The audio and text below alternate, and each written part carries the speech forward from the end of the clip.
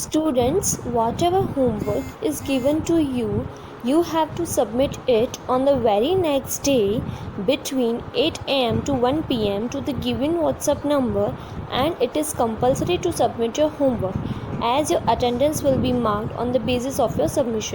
Hello students, today we will discuss reading and explanation of chapter number 4, air, water and weather. In last video we had discussed about air around us, states of water, effect of weather on our life. In this video we will discuss about purification of water. So let's start. The earth contains 71% water, yet only a part of it is available as drinking water. The tap water that we commonly use is not clean enough for drinking water. We need to purify water, otherwise we may fall sick if we drink dirty water. We can purify water for drinking and cooking by many ways. बच्चों, पानी को कैसे साफ करते हैं? उसको साफ करने के कौन से तरीके हैं? आइए अब हम उसके बारे में जानें। हमारी धरती पे 71% पानी है। उसमें से कुछ 1 पार्ट जितना पानी हम पीने के लिए यूज़ करते हैं। हमारे घरों में जो पानी पीने का आता है, मतलब जो नल में से पानी आता है, वो पीने के लिए सही नहीं होता। बच्चों, मालूम है ऐसा क्यों? क्योंकि पानी के पाइप्स में रस्ट मतलब जंग लगी हुई होती है और कभी कभी कोई इंसेक्ट्स पानी में चले जाते हैं, मतलब पाइप्स में भी होते ही हैं। तो जब पानी आता है तो उसमें इंसेक्ट्स भी आ जाते हैं, उसकी वजह से वो पानी खराब हो जाता है। इसीलिए उस पानी को पीने के लिए यूज़ करने से पहले हमें क्लीन करना ज़रूरी है, नहीं तो हम बीमार पड़ सकते हैं। मतलब तो जो पानी खाना बनाने के लिए और पीने के लिए यूज़ होता है, उसे पहले प्यूरिफाई करना ज़रूरी है। पानी को प्यूरिफाई करने के लिए बहुत सारे तरीके हैं। बच्चों, अब आइए हम लोग कौन से तरीके से पानी को प्यूरिफाई कर सकते हैं उसके बारे में जानें। Now boiling. We should boil the water for at least 10 minutes. Boiling kills the germs. This is the simplest method of purification of water. पानी को प्यूरिफाई करने के लिए बहुत से तरीके हैं। सबसे पहले बॉइलिंग। कम से कम हमें पानी को 10 मिनट तक बॉईल करना चाहिए। पानी को बॉईल करने की वजह से उसमें आए हुए कीटाणु मर जाते हैं। सबसे सिंपल तरीका यही है कि पानी को बॉईल करो और यूज़ करो। Now sedimentation and decantation. पानी को साफ करने का दूसरा तरीका है, वो है sedimentation and decantation. Sedimentation is the process of allowing dirty materials present in the water to settle down. These materials may be clay or silts. The container of water is not disturbed at all for a few hours. This way, all the impurities settle down at the bottom of the container. Sedimentation is the process of settling down of impurities of water. पानी को clean करने के लिए इस process में जो पानी होता है उसमें जो भी खराब मटेरियल्स होते हैं, वो खराब मटेरियल्स पानी में नीचे बैठ जाते हैं। मतलब इसमें जो खराब मटेरियल होते हैं, जैसे कि चिकनी मिट्टी, पत्थर और भी दूसरी कई चीज़ें होती है जो पानी में खराब होती है, वो नीचे बैठ जाती है। इस प्रोसेस के थ्रू अगर पानी क्लीन करना हो तो तब उस कंटेनर को थोड़े घंटों के लिए बिना डिस्टर्ब किए हुए उसको ऐसे ही रखा जाता है। ऐसा करने से पानी में आई हुई सारी इम्प्यूरिटीज कंटेनर में नीचे सेट हो जाती है। फिर मतलब इन शॉर्ट देखा जाए तो सेडिमेंटेशन का मतलब ही है कि ऐसा प्रोसेस जिसमें सब इम्प्यूरिटीज पानी में नीचे सेट हो जाए। Now decantation. The relatively clean water is slowly poured into another container without disturbing the impurities settled at the bottom.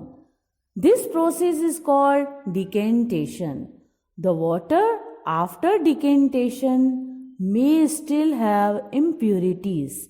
अब पानी को क्लीन करने के लिए तीसरा मेथड है decantation.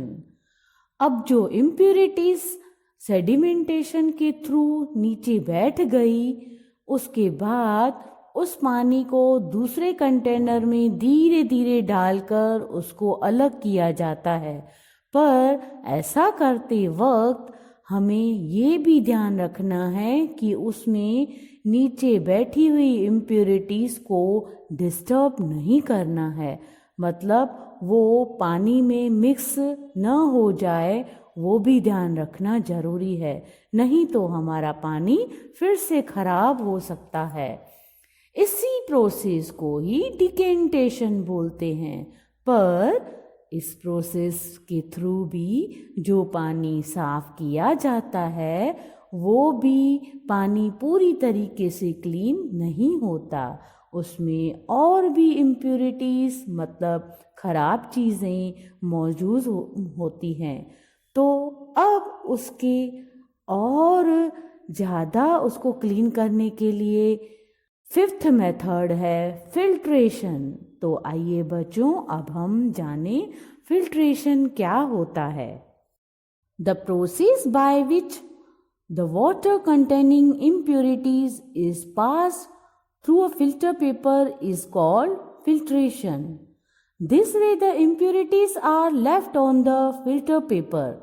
The water collected in another test tube or beaker is almost free from the impurities. इस process के थ्रू पानी में आई हुई बाकी की इम्प्यूरिटीज को फिल्टर पेपर के थ्रू फिल्टर करना होता है, उसको फिल्ट्रेशन बोलते हैं। इस तरीके से जो भी पानी में इम्प्यूरिटीज होती है वो पेपर के ऊपर ही रह जाती है, मतलब कि जो पानी दूसरे कंटेनर में डाला जाता है वो टेस्ट ट्यूब या बीकर होता है, मतलब वो एक तरह का ग्लास होता है, उसको बीकर बोलते हैं। वो कीटाणुओं से पहले ही फ्री होता है, मतलब मुक्त होता है, मतलब उसमें कोई भी कीटाणु नहीं होते हैं। तो इस तरह से उसमें वो डाला जाता है और वो हम लोग यूज़ कर सकते हैं। पर इसमें भी थोड़ी बहुत इम्प्यूरिटीज़ होती है, तो वो साफ करने के लिए हमें क्या करना चाहिए आगे अब हम जाने। बच्चों अब जो ये लास्ट मेथड है वो है chlorination. Impure water can be purified by adding chemicals such as chlorine. It can kill germs. Chlorine is now available in tablet form also. बच्चों जो हमने लास्ट मेथड देखा जो था फिल्ट्रेशन, उसके थ्रू भी हमने बताया कि थोड़ी बहुत इम्प्यूरिटीज उसमें बाकी की रह जाती है। अगर उसको और भी क्लीन करना हो तो फिर उसमें क्लोरीनेशन की टैबलेट्स आती है, वो उसमें डालेंगे तो अच्छी तरह से पानी क्लीन हो जाता है। मतलब इसमें जो भी इम्प्योर वाटर होता है वो इस टैबलेट के थ्रू क्लीन हो जाता है और इसमें सब जर्म्स किल हो जाते हैं। और अभी तो हमें पता है कि मार्केट में ऐसी टैबलेट्स मिलती हैं, वो यूज़ करके हम पानी को अच्छी तरह से क्लीन करके हम लोग पी सकते हैं। तो बच्चों आपको अच्छी तरह से क्लियर हो गया होगा कि पानी को किस किस तरीके से हम लोग प्यूरिफाई करके यूज़ कर सकते हैं. Let us revise. The changing condition of atmosphere for a short period of time is called weather. Weather is determined by sun, wind, cloud, and rain. The sun plays a significant role in causing change in weather. The moving air is called wind, which has great effect on change of weather. A sea breeze is a wind from the sea that develops over land near coasts. The land breeze is a wind that blows from land towards the sea at night. In nature, water exists as snow, liquid water, and water vapor. The three states of water are interchangeable. Thank you.